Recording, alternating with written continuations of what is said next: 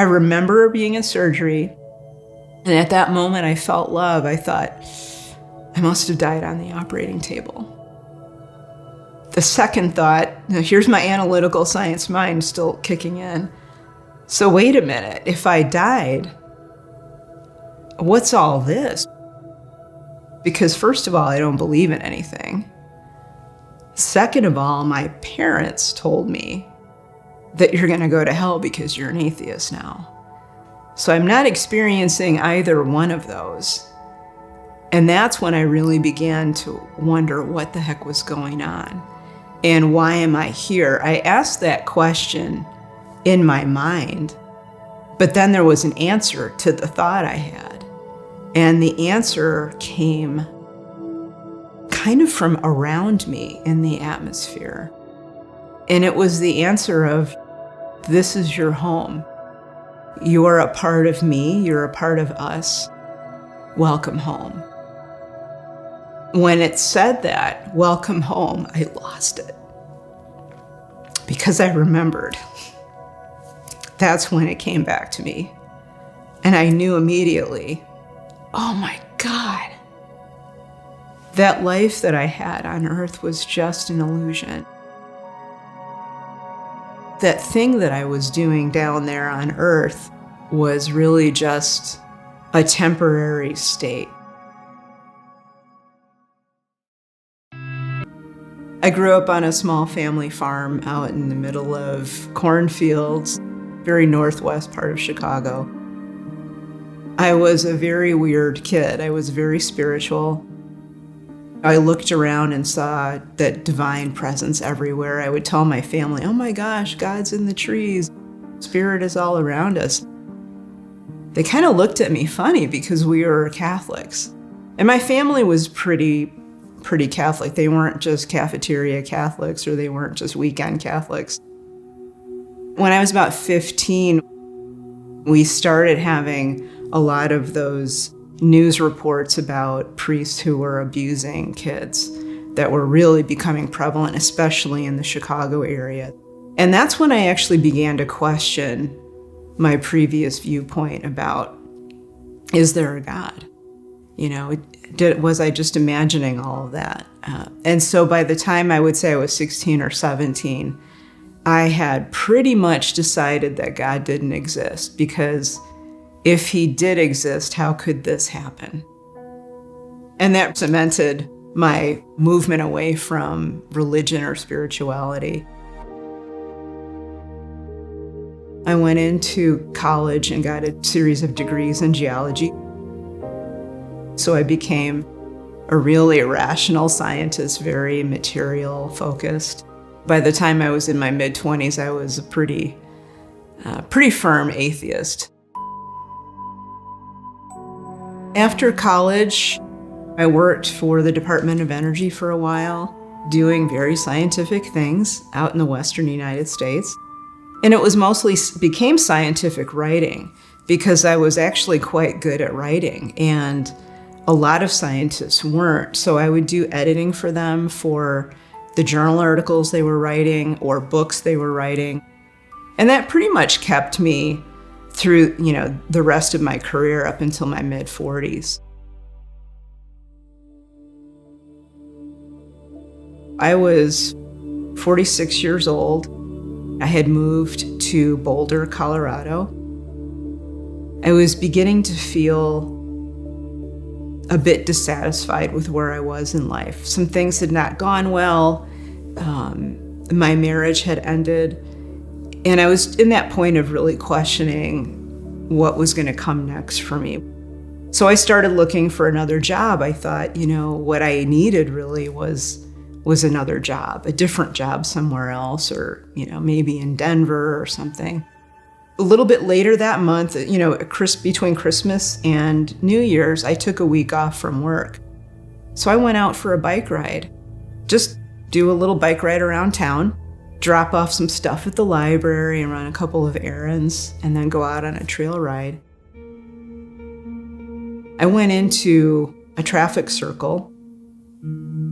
The bike lane that I had coming in just completely went away, and the roadway got really narrow. So I rode into it very cautiously, and I kind of eased my way in, noticing that there was some traffic coming in from my right, from the highway, into this traffic circle. And it looked like they were slowing down. At the last minute, that lead SUV, instead of stopping, she actually sped up. I was in a really bad spot because I was right there at where she was coming in. And all I could do, there was this instinctual response as I put my hand out.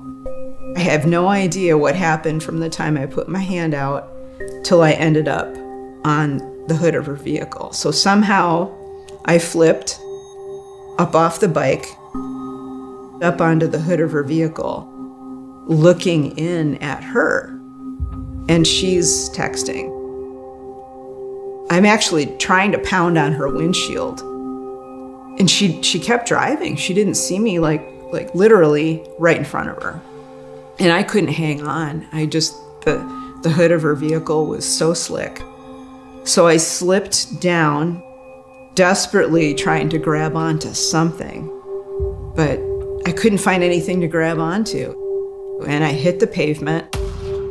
And I heard the crack of my helmet, and all of a sudden she was over the top of me. Somehow my backpack got caught on something underneath of her vehicle. And at the same time that happened, I reached up with my right hand and grabbed her axle. I don't know how long she technically dragged me. It was at least 60 feet. And what finally happened is that the guy that was in a truck behind her saw what was going on, was able to get around her, and he drove his truck around the traffic circle the wrong way and just stopped in front of her. So I kind of owe my life to this guy. As soon as she stopped, I started trying to wiggle my way out from underneath of the vehicle. I got to the point where my shoulders were out from underneath the front of her vehicle. And at that point, a woman came up and she just said, "I'm a nurse, just stay where you are." And I thought, what's the big deal? I'm just gonna get up and walk away. And she said, "No, you were just you're in a serious accident. I just need you to stay on the ground." So when the paramedics came, they, of course, were starting to try to figure out what was going on with me medically. And as soon as one of the guys touched the side of my neck, I just screamed at the top of my lungs. It was just so painful. And that's when I realized I was in pretty bad shape. So they brought me to the trauma center. I had a head injury. I had the cracked collarbone, 5 ribs that were broken in multiple places. I had a collapsed lung, but the main damage was really to my neck and my back. The doctor basically said, well, every process in your back is cracked, and you've got major damage to your neck vertebrae and then your lower back vertebrae. So they called in a surgeon who decided that he could fix it. He was going to go in there, clean up all of the broken bits, and then put titanium rods up and down my back on either side of my spine. And that surgery was scheduled for the Monday after this accident, so like 3 days later. I had an unbelievable fear of death coming up to this. That was the biggest fear of my life, was the fear of death. I was absolutely mortified by that one fear. It paralyzed me in so many ways. So going into this surgery, I was really scared and almost had myself convinced that I wasn't going to make it. They were wheeling me in.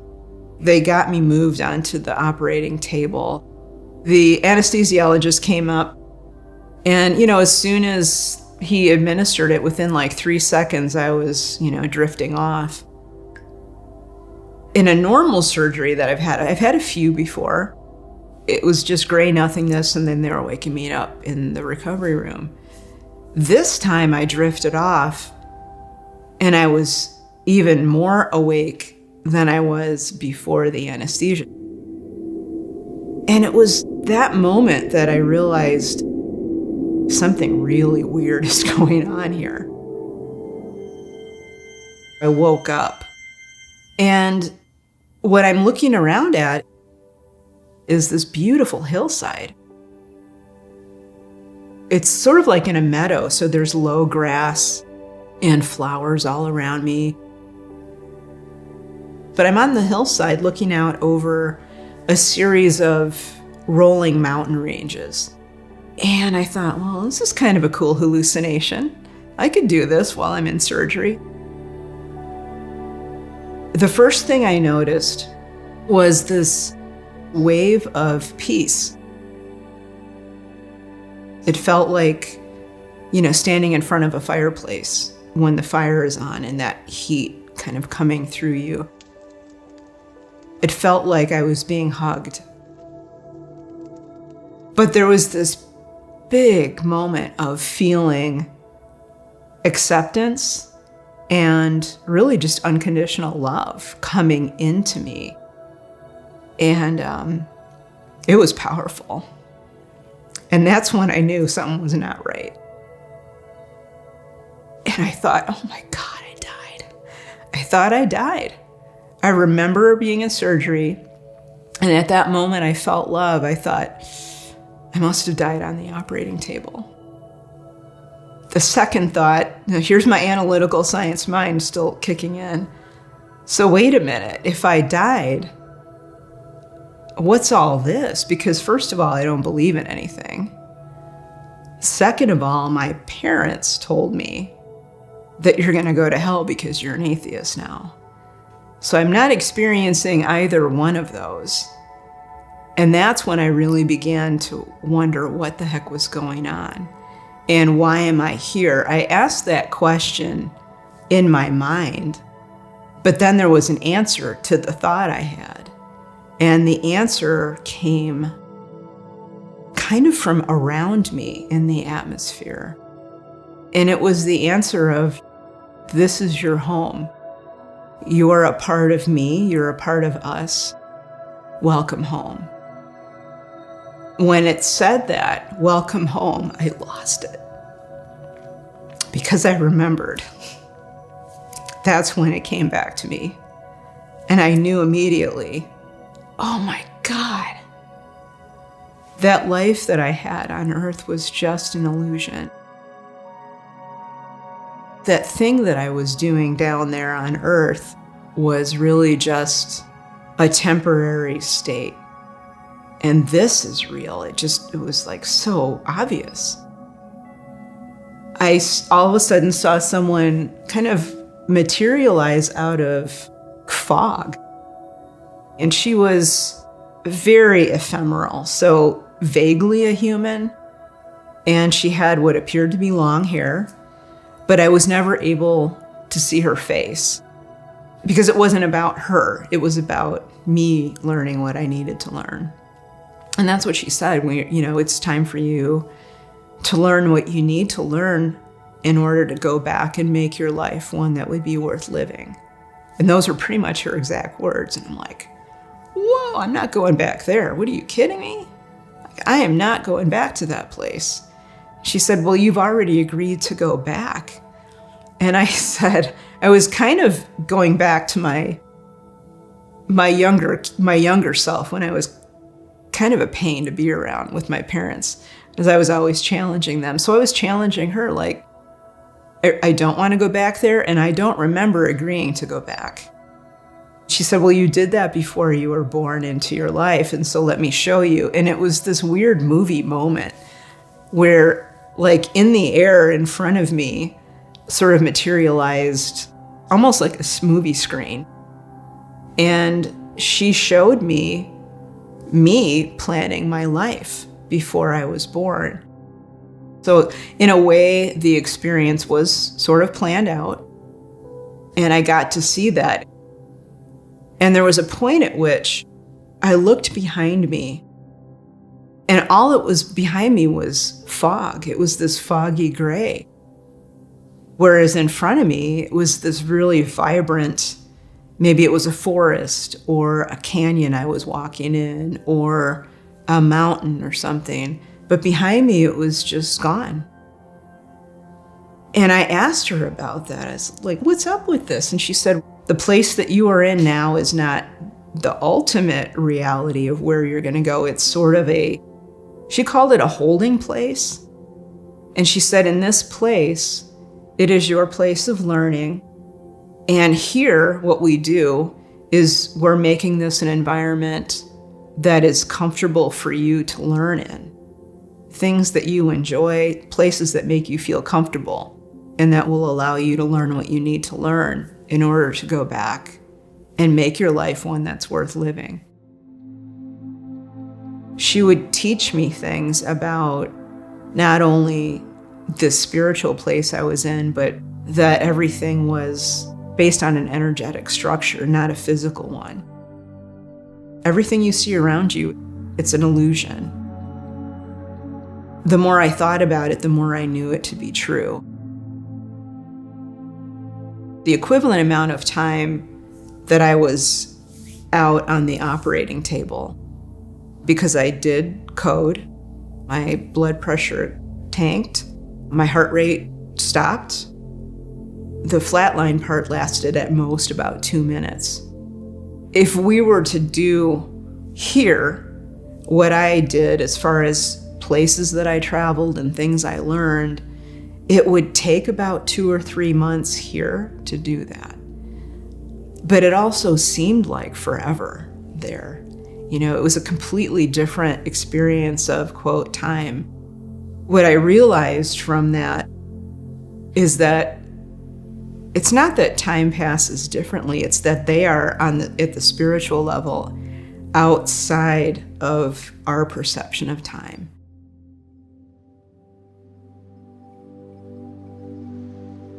I went to one place where I stood there and all around me, I saw the map of my life. It was like this virtual reality map, like an old-timey, nautical chart laid out all around me. And I was at the center and there was this big, I think they call it a compass rose. And I'm looking all around it and there's these different pathways that I can see from one end of the map to the other. And I knew those were all of the different paths I had taken, or I should say could have taken up until this point. And then there were a lot of pathways kind of branching out from where I was, but all going back to the same place. And the point of that particular teaching was, first of all, we can take one of many paths in life, and they pretty much bring us to the same place. So it's not like there's a particular right path that you need to be on. The other part of that was I noticed that compass rose was centered figuratively in my heart area. And the point of that teaching that she finally went into that is, you don't just use your brain, your human brain, to make decisions. You also have to dig deeper into what we would call intuition, or that inner knowing. And she said, balance those two out so that you're making decisions from a really holistic place rather than simply an analytical decision. Up until that point in my life, I had completely ignored that. I didn't pay that any attention at all. After that, I had what people call a life review. Now, at the time, you have to understand, I didn't know any of these terms. I didn't know about NDEs. I didn't know about life reviews. I had no idea all of this stuff. So she brought me up this kind of meandering mountain valley into what looked like a pond up in the mountains. And she said, well, I want you to kneel down by the side of the pond and just touch the surface of the pond. So I just did it. And I just sat back on my heels, and and just watched the surface. The ripples going out, I could see on top of the ripples, there were small little pockets all across the surface of the pond that to me looked like little videos, vignettes of specific moments in my physical life. But when I would focus on one, I was back in it. It wasn't like I was watching it from outside. I was back in it, experiencing it again from my perspective, but also experiencing it from the other people. And I could feel everything they felt as if it was mine. And that really got to me, because there were times when I helped someone or said something nice, and I could feel that person's, for want of a better term, I could feel their spirit soar. I could feel how buoyant they felt because someone said something kind.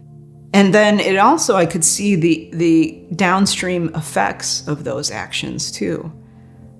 So if I said something positive and uplifting to someone, I in turn saw how that allowed them to be more positive with other people. So this teaching was, you have an impact on the people around you, not just physically, but there's also an energetic or spiritual component to every interaction that you have, whether it's a verbal interaction, whether there's something non-spoken, it doesn't matter. Everything that you do has an impact, and therefore be more conscious of how you impact others. On the flip side, so it was balanced out for me to learn from with things that weren't so great that I did. There was a time when I was a teenager and my younger sister and I got into a fight. We fought like cats and dogs when I was a kid. We just did not see eye to eye. And I loved her, but we didn't get along very well. And there was one point when I think I was probably like 17 and she was 14. I said something not so kind to her, and I didn't think anything of it at the time. It was just a way to get her off my back. I was really tired of the fight we were having, so I just said something stupid and not very nice. And she didn't react. I didn't see any reaction in the moment for her except she left. But in my review, I could feel the hurt that I caused her in that moment. And this is the second thing that always gets me. When I felt her pain at what I said to her, that was like biggest teaching moment ever. And that's the one thing I wish I could give to people, was understanding viscerally how your impact affects, your actions affect someone else, your words affect someone else. And in that moment, I realized, okay, I'm changing the way that I interact with people right now. Like, that's it. That point woke me up like nothing else. That was just this big aha moment.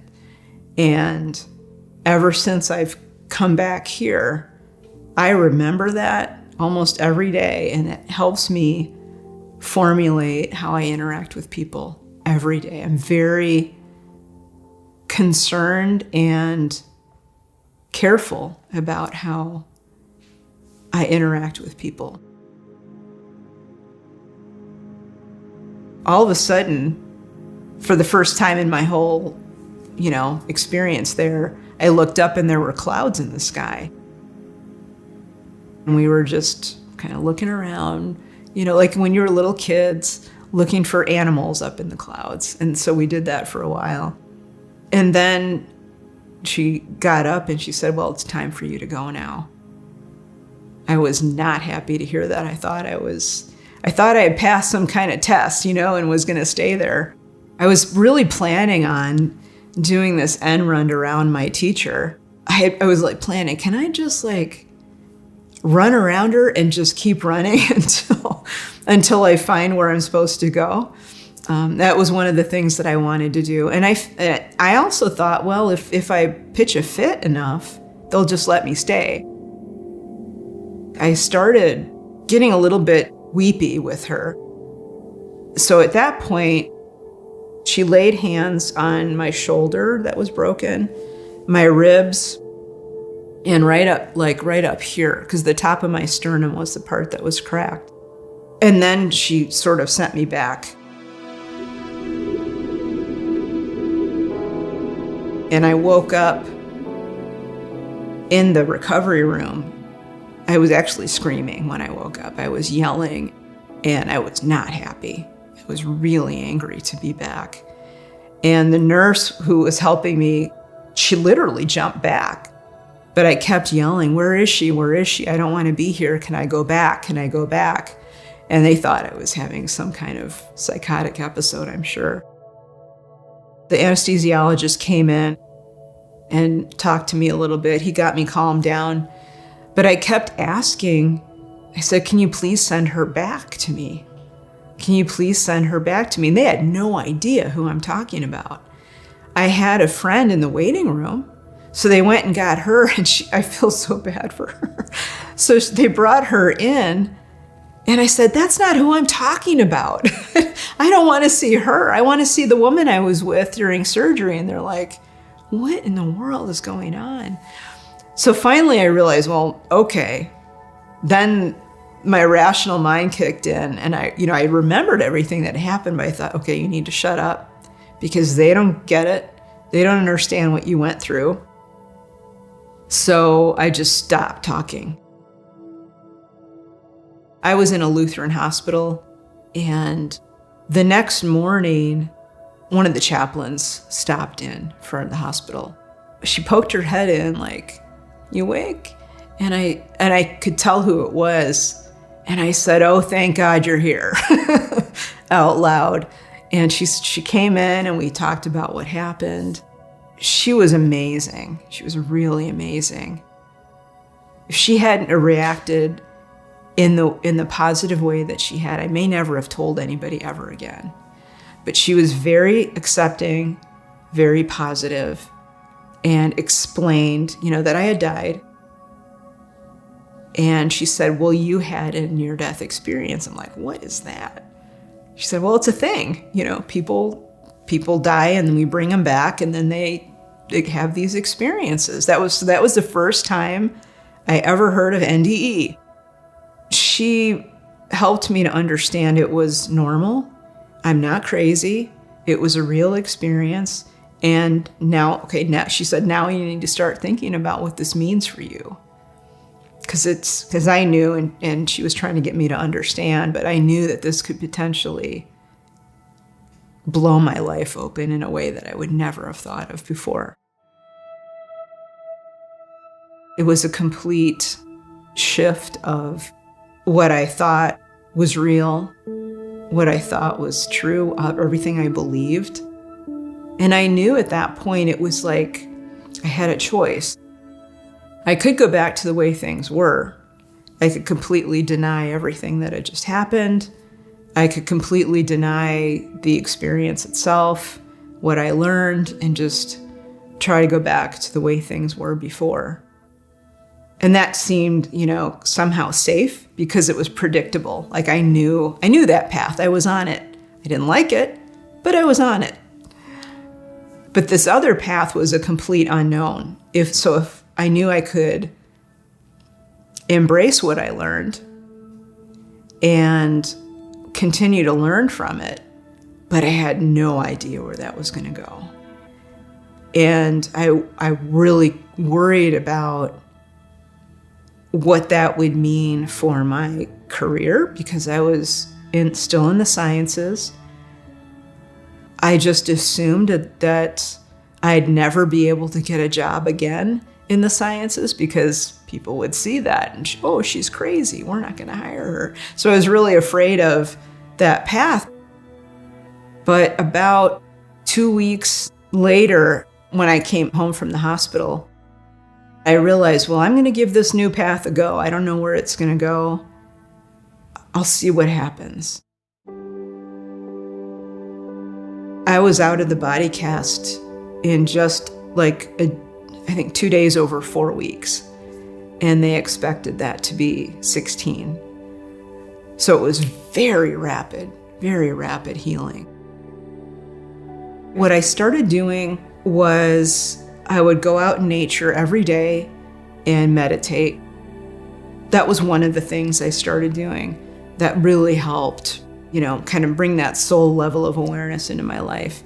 The second thing, and it sounds very simple, but it has a big impact, is really truly learning how to be grateful. In the morning, I would start the day. Before I got up out of bed, I would be very grateful for just being able to walk, just basic stuff. I would allow myself almost to meditate on it, to really think about and feel, not just think, but also feel the gratitude for that. I could have been a paraplegic from that accident. I'm so grateful that I can walk right now. Just those simple acts of gratitude allowed me to focus on what was good in my life right now. And just little by little, those small things allowed me to stay more centered and present the rest of the day. It's about being aware of your actions in the moment without going on autopilot. It's so very easy to be living your life on autopilot, which is where I was before. So now I'm not hooked up into dramas like I used to be. Whatever goes on in our governments, it's it's going on, but I'm still at peace in my life. Concern? Yeah. I have concerns about the world, definitely. But it doesn't change this core of peace inside, because I know it's important to be here in this reality. It has things to teach us. We all learn from it. But ultimately, we are not this reality. We're a bigger level of reality. I was learning really how to live from that soul level of awareness rather than just my limited human level of awareness. It's not that the human level of awareness was bad, but for me, it was very fear-filled, and it was reacting to life rather than being proactive. And I didn't want to be that way anymore. And I wanted to live life from that higher level of awareness, because it felt better. It was more peaceful. It was more connected. It was more love-filled and joyful. It's a much better place to be. I'm not anywhere near as stressed out, and certainly not fearful anymore. It's been a really great change for me. I'm not driven by this being a material world anymore. I'm not stuck on that. I understand that there is a bigger picture, not just to the world, but to each one of us. That fear of death that I carried really kept me from fully living. At least for me, it kept me thinking small and safe. And that's not necessarily where all of us are meant to be at all times in our lives. That's perfectly fine for some people, and at times in our lives, that's perfectly fine. But any decision based on fear, it's not, to me, the strongest decision that you can make. It's somehow limited. When I work with people individually, I really try to get people into that space where their decision-making is based on a place of strength and trust in themselves, and maybe a place of compassion or love, rather than, oh, I'm afraid that person won't like what I'm doing, so therefore I'm going to do this thing instead of the thing I really want to do.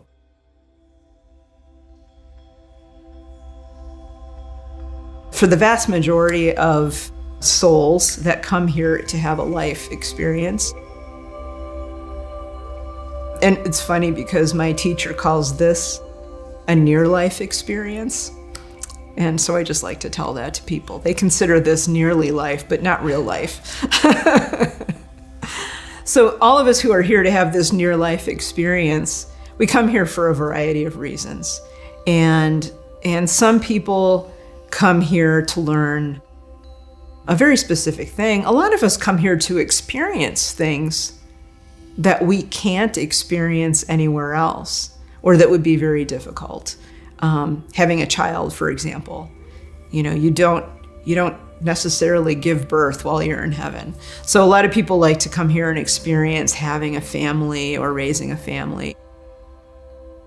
This physical reality, it's like a crucible, meaning it's a very focused place where you can learn a lot of different things in a very short amount of time. And so the real challenge is narrowing down what it is that you want to learn while you're here.